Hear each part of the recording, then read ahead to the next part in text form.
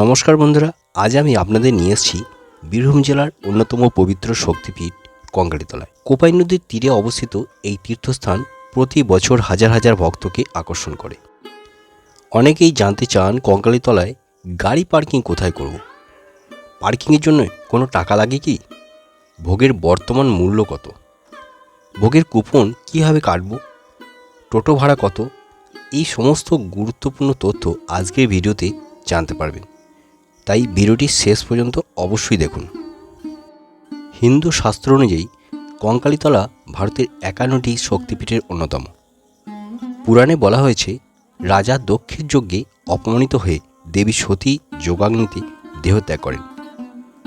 শোকে ভগবান শিব সতীর দেহ কাঁধে নিয়ে তাণ্ডব নৃত্য শুরু করেন। তখন সৃষ্টিকে রক্ষা করার জন্য ভগবান বিষ্ণু তার সুদর্শন চক্র দিয়ে সতীর দেহ খণ্ডিত করেন। প্রচলিত বিশ্বাস অনুযায়ী দেবীর কঙ্কাল বা কোমরের অংশ এই স্থানে পতিত হয়েছিল।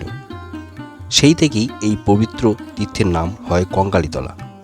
এখানে দেবী কঙ্কালীশ্বরী রূপে পূজিতা হন এবং ভৈরব রূপে পূজিত হন, রূঢ় ভৈরব। মন্দিরের পাশেই রয়েছে একটি পবিত্র কুণ্ড। ভক্তদের বিশ্বাস এই কুণ্ডের জল অত্যন্ত অলৌকিক এবং বছরের সব সময় জলপূর্ণ থাকে। প্রচলিত ধারণা অনুযায়ী এই কুণ্ডের জল কখনো সম্পূর্ণ শুকিয়ে যায় না। বিশেষ করে অমাবস্যা, কালী পূজা এবং চৈত্র মাসের মেলায় হাজার হাজার ভক্ত এখানে মায়ের দর্শনে আসেন।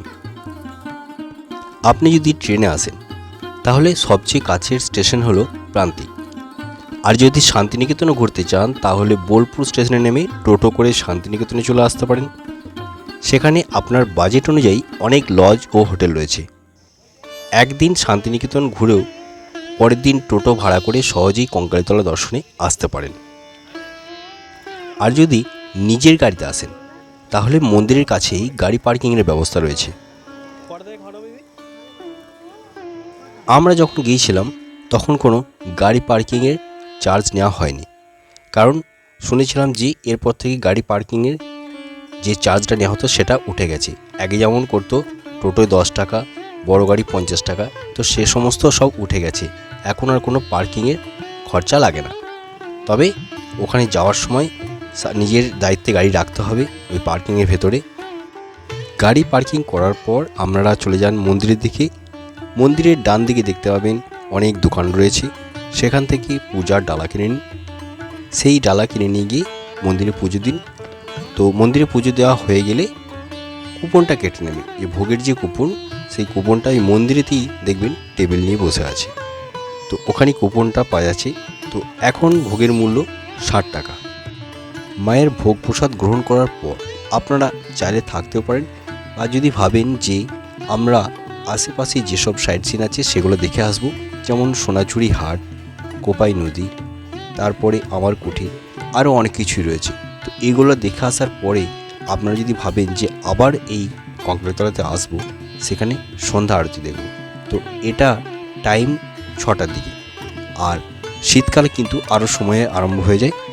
তো আমরা যদি কখনো চান যে এই আরতি দেখব তাহলে সন্ধ্যার দিকেই আপনারা যাবেন। আশা করি এই ভিডিওটি আপনাদের ভালো লাগবে এবং কঙ্কালীতলা ভ্রমণের পরিকল্পনা করতে অনেক সাহায্য করবে। ভিডিওটি ভালো লাগলে অবশ্যই একটি লাইক করবেন, কমেন্টে লিখবেন জয় মা কঙ্কালেশ্বরী, এবং এমন আরও ধর্মীয় তীর্থস্থান ও ভ্রমণ বিষয়ক ভিডিও দেখতে আমাদের চ্যানেলটিকে সাবস্ক্রাইব করতে ভুলবেন না। আর পাশে যে নোটিফিকেশান বেল আইকনটি আছে সেটিকে অন করে রেখে দেবেন। তাহলে কি হবে, যখনই আমি নতুন নতুন ভিডিও আপলোড দেব সবার আগে আপনাদের কাছে পৌঁছে যাবে।